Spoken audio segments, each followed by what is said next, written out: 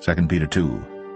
But there were false prophets also among the people, even as there shall be false teachers among you, who privily shall bring in damnable heresies, even denying the Lord that bought them, and bring upon themselves swift destruction. And many shall follow their pernicious ways, by reason of whom the way of truth shall be evil spoken of. And through covetousness shall they with feigned words make merchandise of you, whose judgment now of a long time lingereth not, and their damnation slumbereth not.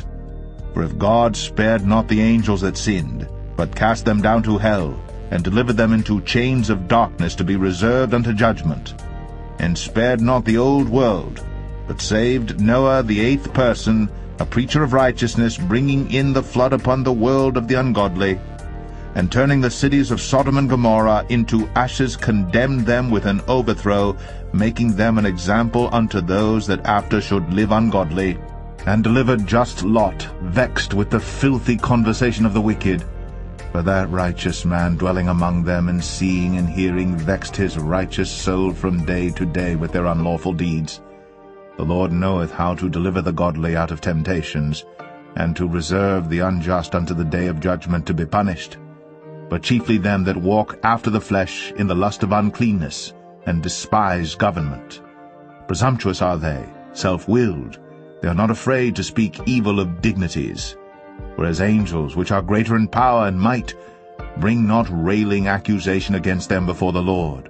But these, as natural brute beasts, made to be taken and destroyed, speak evil of the things that they understand not, and shall utterly perish in their own corruption, and shall receive the reward of unrighteousness, as they that count it pleasure to riot in the daytime. Spots they are, and blemishes, sporting themselves with their own deceivings while they feast with you, having eyes full of adultery, and that cannot cease from sin, beguiling unstable souls, and heart they have exercised with covetous practices, cursed children, which have forsaken the right way, and are gone astray, following the way of Balaam the son of Besor, who loved the wages of unrighteousness, but was rebuked for his iniquity. The dumb ass, speaking with man's voice, forbad the madness of the prophet. These are wells without water, clouds that are carried with a tempest, to whom the mist of darkness is reserved forever. For when they speak great swelling words of vanity, they allure through the lusts of the flesh, through much wantonness, those that were clean escape from them who live in error. Or they promise them liberty, they themselves are the servants of corruption. For of whom a man is overcome, of the same is he brought in bondage. For if, after they have escaped the pollutions of the world through the knowledge of the Lord and Saviour Jesus Christ, they are again entangled therein and overcome, the latter end is worse with them than the beginning. For it had been better for them not to have known the way of righteousness, than after they have known it, to turn from the holy commandment delivered unto them.